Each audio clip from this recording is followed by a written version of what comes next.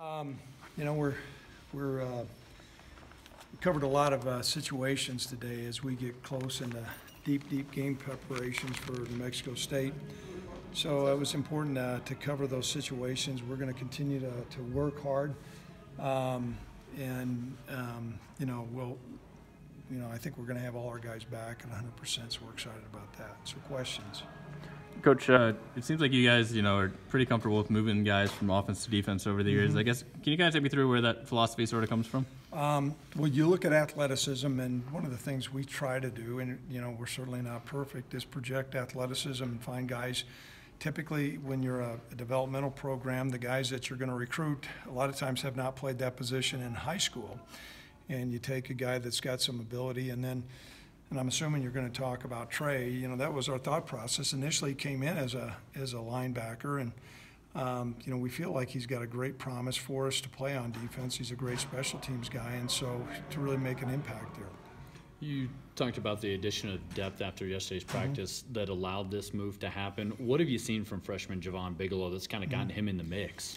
Well, he's about 215 pounds, and he's got really good vision. And this is not to say Trey wasn't going to be a really good running back. I think we're just deeper at the tailback position than we have been. And so he's got good instincts. He's got a good size. He runs with his pads forward, and he's got good ball security. As a freshman, has he come along, from a mental aspect, picking up, some of the blocking and things like that sometimes freshmen lack? Well, that's always the challenge as they go through, and then typically what you find in practice compared to what you see in games, sometimes you try to replicate everything New Mexico State's going to do, and that's always a challenge. But we feel really good about his long-term future. I know you said yesterday there's about 4 guys who are kind of in the mix there at running back. Is there sort of a hierarchy set up yet where who's kind of the lead guy? I think right now Nico Evans is going to be our starter, and we're excited about that. We're going to release a depth chart as we get closer into game week, but I'd say Nico's our top guy. Where's he kind of grown from last year to take on that bigger role? I think he really applied himself in the weight room during the course of the winter and spring and summer, and that has made a difference in his change of direction, his explosion, and he's been a player who's played quite a bit, but he's an improved athlete.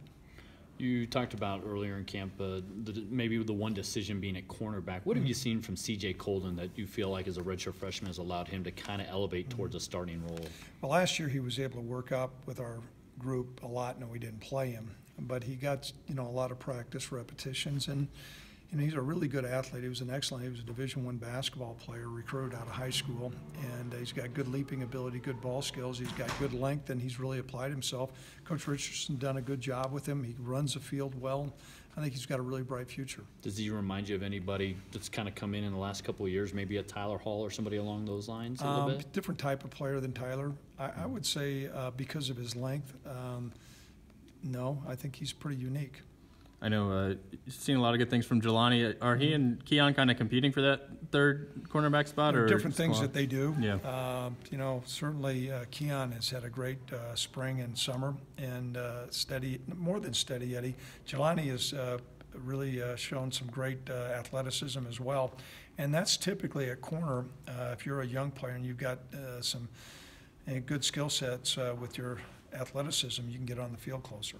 We've talked about a lot of offense and defense. Where do you feel you're at special teams-wise in all phases, whether it's kickoff coverage, kickoff return, punt coverage, things like that? We're deeper than we ever have been, and I think that's an indication of our program being here 5 years. We've got better athleticism. You've got more guys that fit that mold for team guys. Now, certainly we need to improve our punting and, kicking. I think can still improve, but the coverage guys and the return units, Tyler Hall is a dynamic kickoff returner.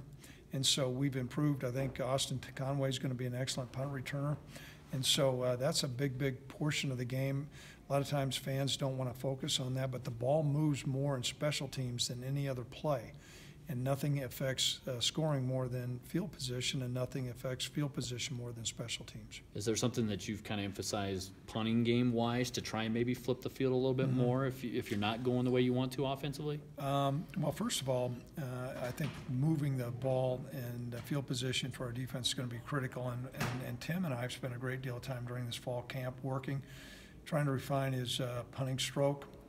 And I think he has. He's certainly improved. And then our coverage units are going to be better. how's Jesse coming along? Looks like he, looks a lot different physically now than when he got Yeah, here. he lost, I think, probably 30-some pounds. And, your snapper on punt coverage with what we do with our type of punt really is a critical element. And his coverage skills, his ability to run is good. He's really been on point. He's getting the ball back. Our operation times are good, so we're pleased with that. Now, he and I were talking in the training room this morning. He's not snapped in a college football game before, but, he's snapped thousands of times, and he's been really consistent, so we're well pleased with him.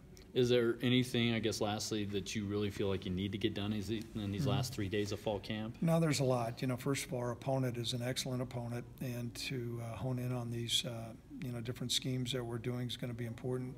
We're going to need to get fresh. We've continued to grind our players, and we're going to need to be playing really at a high level in Las Cruces. But I think we've got a good formula and plan in place. We know we're going to be challenged, but our guys are excited about that.